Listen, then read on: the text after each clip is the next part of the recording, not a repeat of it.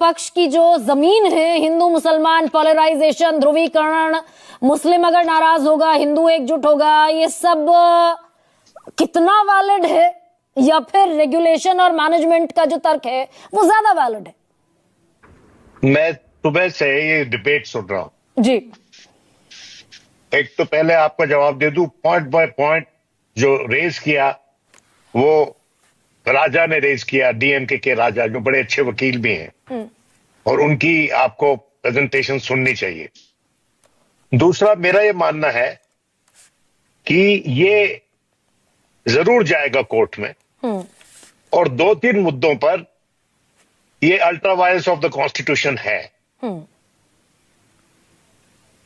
मिसाल के तौर पे ये जो नॉन मुस्लिम्स का जो प्रेजेंस है, सरकार ये कह रही है कि धार्मिक जो क्रियाक्रम है वो अलग है और जो मैनेजमेंट ऑफ प्रॉपर्टी है वो अलग है।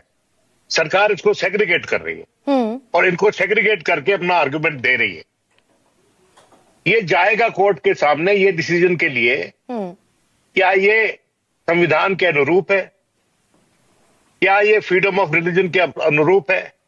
ये सब सवाल सरकार के साथ जाने चाहेंगे लोग लेके कोर्ट के सामने।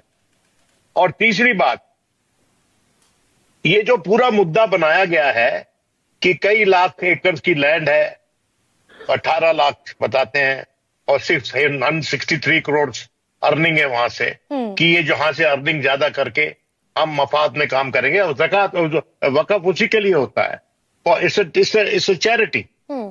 वक़फ़ इज अ चैरिटी, और चैरिटेबल काम के लिए होता है। ये बात सच है कि वक़फ़ में बहुत धांधली रही है, वक़फ़ की मैनेजमेंट ठीक नहीं रही है, और उसके चलते कम्युनिटी को नुकसान हुआ है, या कम्युनिटी को जो मिलना चाहिए वो उसको पर्याप्त रूप में नहीं मिला।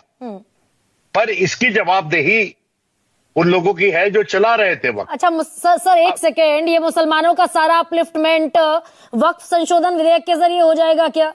मुस्लिमों की जो स्थिति है वो दलितों से भी खराब है, ये भी कहती है सच्चाई। गरिमा, ये प्रॉपर्टी तो ह्यूज है। हाँ, बहुत छोटा। अगर इसको ठीक तरह से मैनेज कर लेते हैं तो हो सकता है, लेकिन उसको अलग छोड़ें आप। हाँ। वो तो आने वाले वक्त की बात है। I don't have any divine vision that I can tell you that, पर मैं ये बता सकता हूं कि इमीडिएट टर्म्स में this will be challenge in a court of law. This law will be challenge in a court of law, और challenge करने के लिए सॉलिड ग्राउंड्स हैं, और उनमें से एक ये है कि क्या आप बिठा रहे हैं, आप ये कह रहे हैं कि भी रेवेन्यू रिकॉर्ड जो होते हैं डीएम के पास होते हैं। हाँ।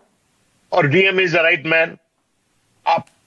अगर आप वैष्णो देवी ट्रस्ट में उसकी जो बोर्ड है उसमें अगर लेफ्टिनेंट गवर्नर मुसलमान है, तो उसके बजाय उसका नॉमिनी जो कि नॉन मुस्लिम है, हाँ, उसको नियुक्त कर देते हैं। हाँ। आप यहां क्यों नहीं कर सकते? हाँ। ये this was pointed out during the debate from the by the opposition side.